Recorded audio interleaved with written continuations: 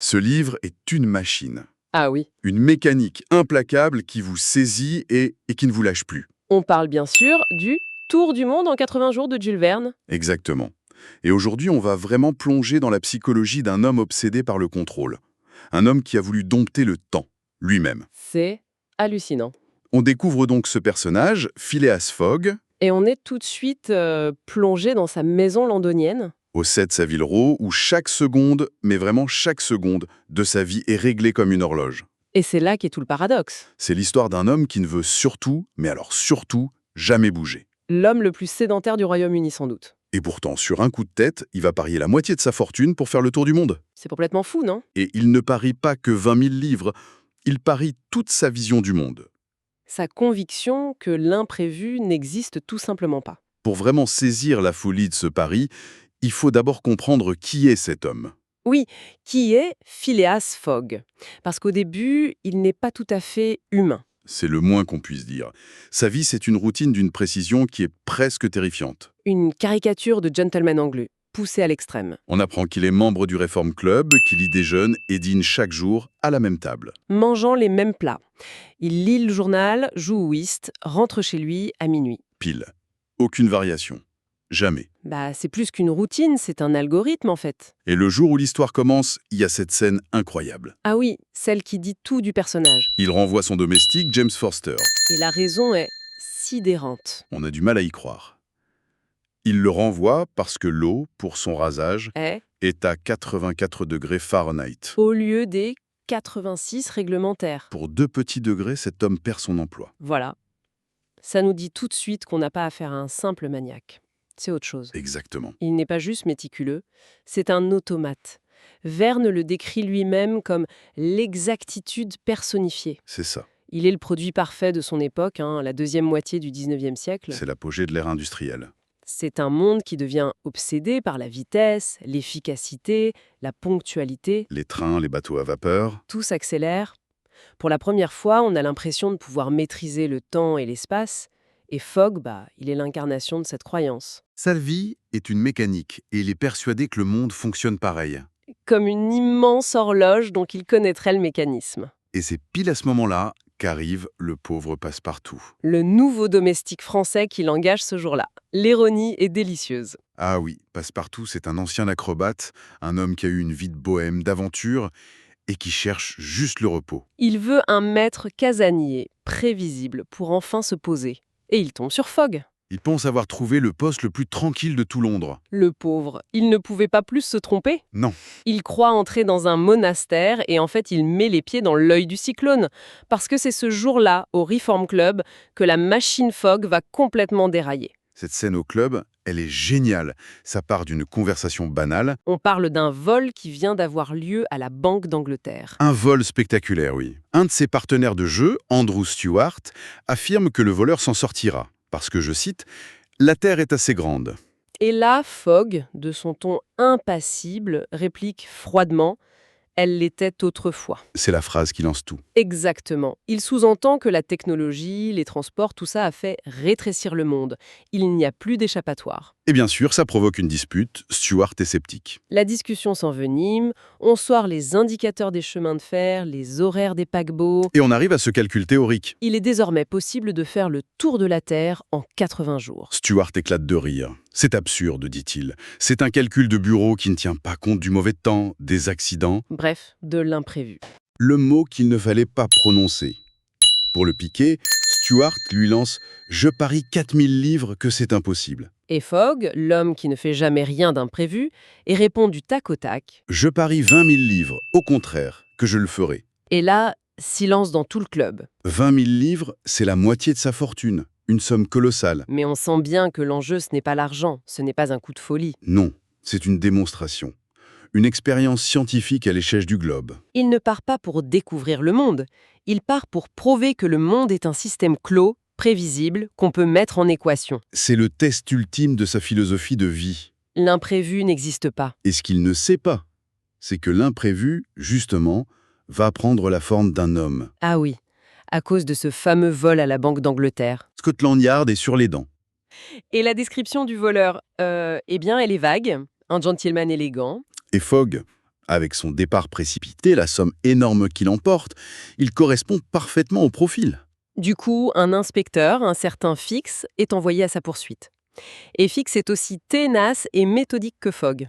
Un autre homme système. C'est ça. Fogg part faire le tour du monde sans savoir qu'il est lui-même poursuivi par un homme qui veut l'arrêter à tout prix. Le vrayage commence et au début, tout se passe comme prévu. Presque trop bien même. Fogg est dans son élément, il consulte son carnet, note ses avancées, ses retards, il ne regarde même pas par la fenêtre. Suez, Bombay, ce ne sont que des mots sur un itinéraire. C'est Passepartout qui vit le voyage, qui s'émerveille. Il y a d'ailleurs cette scène où Passepartout entre par erreur dans une pagode à Bombay sans enlever ses chaussures. Ce qui est un sacrilège, bien sûr, et ça lui attire de sérieux ennuis. Et Fogg, lui, y paie la caution sans poser de questions et continue sa route, complètement détaché du monde qu'il traverse. Il est dans sa bulle. Le voyage, c'est juste une succession de correspondances à valider. Sauf qu'en Inde, sa bulle va éclater. C'est là que ça se corse. Son plan prévoit un train de Bombay à Calcutta. Et au milieu de la jungle, Le train s'arrête, net. et le conducteur annonce que la ligne n'est pas terminée, il manque un tronçon de 50 000. C'est le premier grain de sable. Le monde réel, le vrai, celui qui n'est pas sur le papier, fait irruption. Son journal lui a menti. Et là, la grande question. Que va faire l'homme-machine face à une panne du système? C'est un moment charnière. Pour la première fois, le calcul ne suffit plus. Il faut improviser. Et il improvise, froidement, sans paniquer. Il trouve un Parsi qui possède un éléphant, Cuny, et il l'achète à prix d'or pour traverser la jungle. Il quitte la ligne droite du chemin de fer pour s'enfoncer dans l'inconnu. Et c'est en faisant ce détour, en quittant sa trajectoire calculée, qu'il va faire la rencontre la plus importante de sa vie. Oui, en pleine jungle, il tombe sur une scène terrifiante. Une procession. Le cadavre d'un Raja qu'on emmène au bûcher, et avec lui sa jeune veuve, Aouda. Qui doit être brûlée vive, selon la coutume de la Sati. Elle est droguée, résignée à son sort, et le guide leur explique qu'il n'y a rien à faire. Que ce serait une folie de s'interposer. Et là, on s'attend à ce que Fogg, l'homme du chronomètre, dise « c'est tragique, mais on n'a pas le temps. Chaque minute compte ». Mais il ne dit pas ça. Il regarde sa montre, fait un rapide calcul. Et il prononce une phrase qui change tout le personnage. « J'ai encore 12 heures d'avance. Je puis les consacrer à cela. » C'est incroyable. Il décide de risquer sa fortune, son pari, sa vie pour sauver une parfaite inconnue. L'homme qui renvoyait son domestique pour 2 degrés d'écart met sa logique au service d'un acte de pure compassion. C'est la première fois que l'humain prend le pas sur la mécanique. Le voyage n'est plus une course contre la montre. Ça devient une aventure. Il sauve Oda de façon rocambolesque grâce à Passepartout et elle se joint à eux. Mais cet acte a des conséquences. Il a perdu son avance. Et pire, l'inspecteur Fix, qui les a rejoints, utilise l'incident de la pagode pour les faire arrêter à Calcutta. C'est le paradoxe. Son premier acte, vraiment désintéressé, lui coûte un temps précieux et le met entre les mains de la loi. Il doit payer une énorme caution, il est libéré. Mais il rate le paquebot pour Hong Kong. Et à partir de là, la course devient effrénée. Ce n'est plus une progression maîtrisée. C'est une lutte constante contre le chaos. Un chaos qui ne fait que s'amplifier. En Amérique, le voyage en train, c'est un concentré d'imprévus. Un troupeau de bisons qui bloque la voie pendant des heures. Plus tard, le train est attaqué par des Sioux. Passepartout est enlevé. Et là encore, Fogg n'hésite pas. Il arrête le train, part avec des soldats à la recherche de son domestique. Sachant très bien que ça veut dire rater le bateau pour l'Europe, il sacrifie son pari pour sauver son ami. Chaque épreuve le force à devenir l'exact contraire de l'homme qu'il était au départ. Lui, le gentleman casanier, se retrouve à se battre, à chevaucher dans le Far West. Il finit par rater le paquebot pour Liverpool. Tout semble perdu. Mais il ne renonce pas. Il trouve un navire de commerce, l'Henrietta, qui va à Bordeaux. Il soudoie l'équipage pour qu'il change de cap vers l'Angleterre. Et c'est là qu'on atteint le sommet du chaos. Au milieu de l'Atlantique, le charbon vient à manquer. La fin logique, c'est l'échec.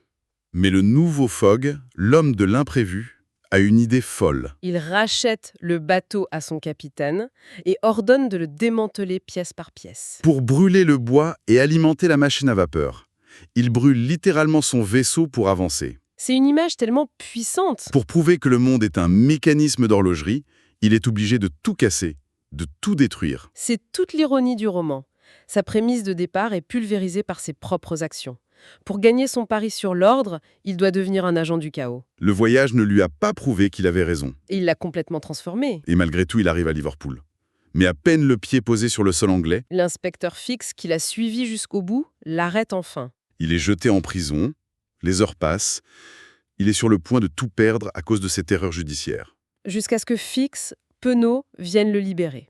Le vrai voleur a été arrêté. Mais il est trop tard. Fogg se précipite vers Londres, prend un train spécial, arrive à la gare. Il court vers le Reform Club. On retient notre souffle avec lui. Toute cette aventure, tous ces sacrifices. Ça se joue à quelques minutes. Il arrive devant la porte du club, il regarde la grande horloge. Et son monde s'effondre. Il est 20h50, samedi 21 décembre, Il devait être là à 20h45. Il a perdu. de 5 minutes. Après avoir fait le tour du monde, bravé 1000 dangers, il échoue sur le pas de la porte. Il rentre chez lui, à Savile Row, ruiné. Il a perdu sa fortune et sa vision du monde a été mise en pièces. Le narrateur pose alors la question fondamentale. Qu'avait-il donc rapporté de ce voyage? Et la réponse semble évidente. Rien. Pire que rien. Il a tout perdu. Il s'enferme dans sa chambre, calme en apparence, mais on imagine le vide. Aouda et Passepartout sont anéantis. Le silence de la défaite est total. La course est finie. Mais dans ce silence, alors que tout semble terminé, Une conversation est sur le point d'avoir lieu entre lui et Aouda. une conversation qui va absolument tout changer. Et qui va révéler la nature de sa véritable victoire. La course contre la montre est perdue, c'est un fait. Mais le vrai gain, celui qu'on ne peut pas calculer, reste encore à découvrir. Tiens, justement, ça me fait penser, j'ai une bonne nouvelle pour vous qui nous écoutez. Ce livre est disponible sur Audible et vous pouvez le récupérer gratuitement en cliquant sur le premier lien dans la description. L'idée, c'est vraiment des narrations très immersives. Une narration professionnelle, bien incarnée, ça change absolument tout. La personne ne fait pas que lire, elle interprète, elle donne vie au texte. Ah tiens, super, en plus de la vidéo, il y a un livre audio. Si on veut juste le livre, le lien pour récupérer votre livre audio se trouve dans la description de la vidéo. Si vous avez apprécié le contenu, n'hésitez pas à laisser un petit pouce en l'air et à vous abonner à notre chaîne YouTube pour ne rien manquer des prochaines vidéos. Pour ma part, je vous donne rendez-vous très bientôt pour une prochaine vidéo. En attendant, je vous souhaite une excellente fin de journée ou une agréable soirée et à très vite.